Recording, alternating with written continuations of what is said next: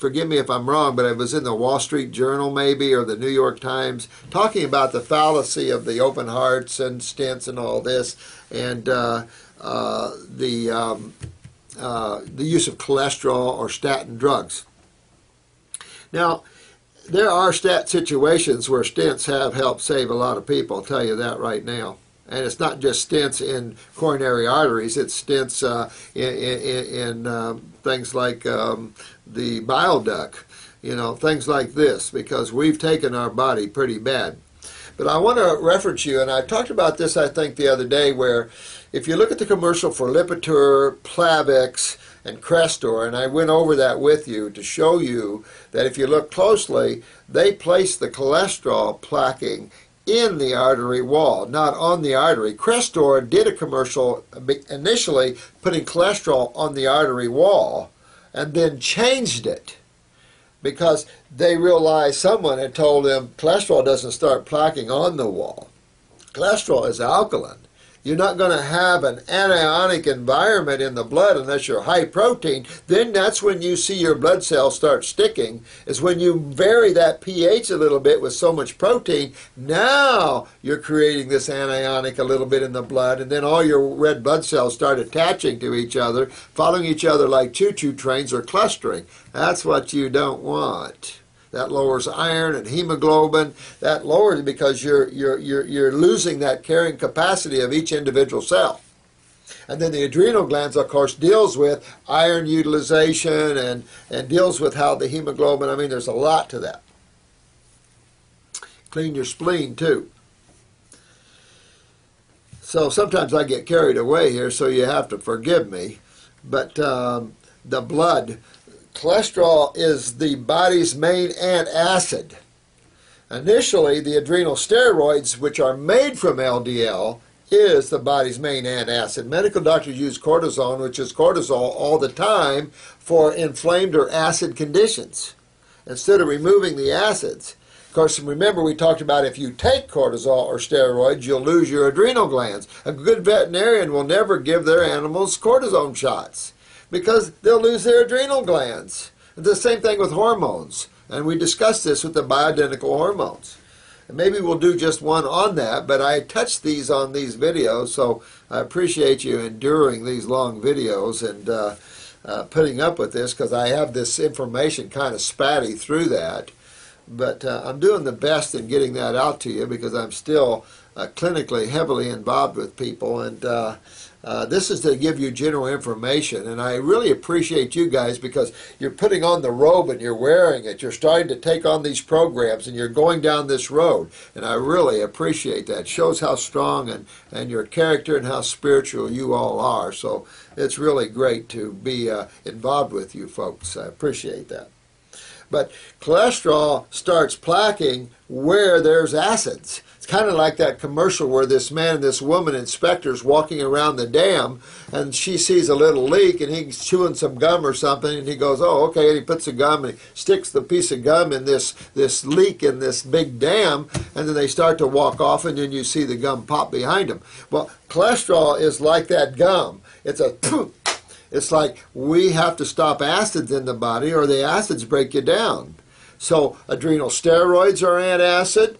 Cholesterol is the body's main antacid. And of course, calcium. We talked about the importance of calcium. The body sucks calcium out of you to fight acids. It's this game. So then what you see is cholesterol plaquing in the wall, swelling the wall, or you see calcifications, the body pulling calcium out of structure, and then you see the crystallization or calcifications, call it stenosis, whatever you wish. But then you can get hardening of the arteries, you can get swelling of the arteries, and of course pulling out calcium can cause vascular integrity weakness, and you can have vascular collapses. Or vascular spasms. You can have strokes and heart attacks from vascular spasms, vascular collapses, vascular occlusions, which means blockages. All of these things are very curable. What do you have to do? What's causing them? Acids. Well, where do the acids come from? The cells themselves. And what system deals with acids? Your lymphatic system.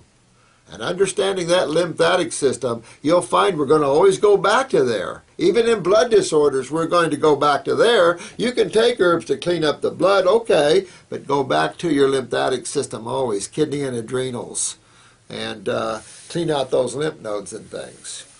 So in any heart condition, remember, don't go out and exercise. Don't go out and exercise. Not good.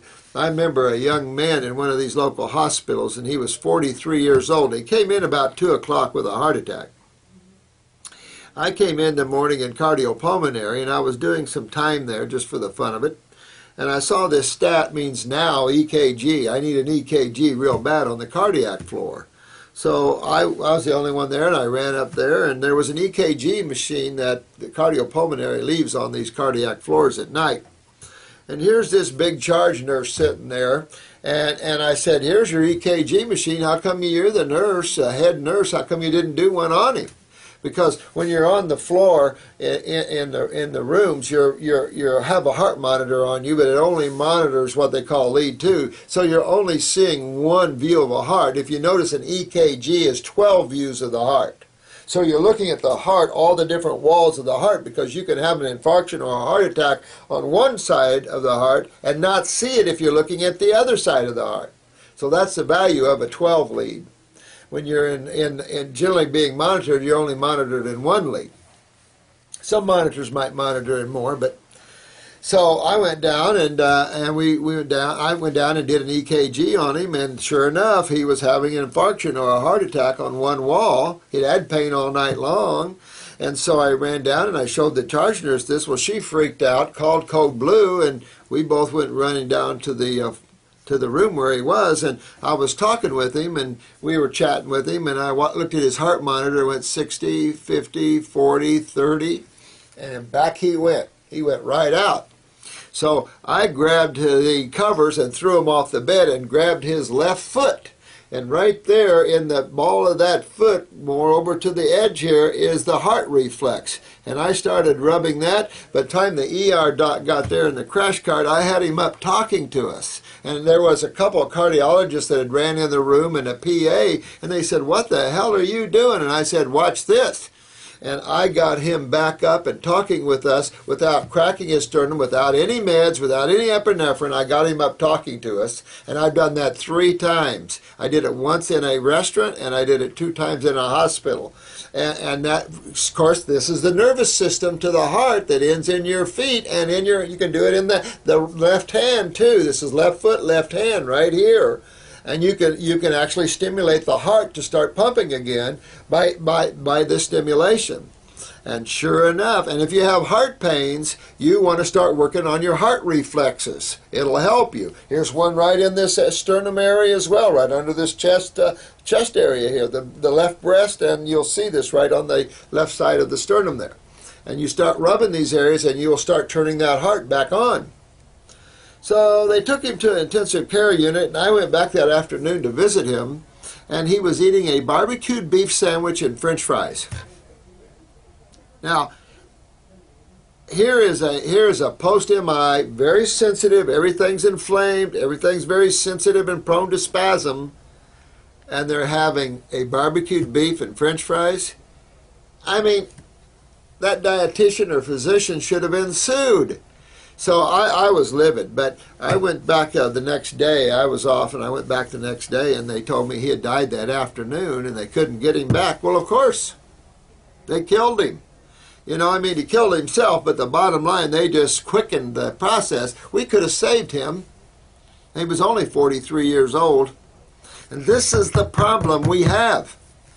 So the importance of raw fruits and vegetables can't be underestimated on all these cases of emergency medicine. And what you can do in emergency medicine without hurting people, because I've cracked a lot of sternums before in the elderly doing it their way.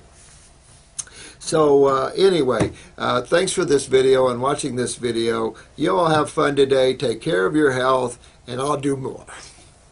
Bye-bye.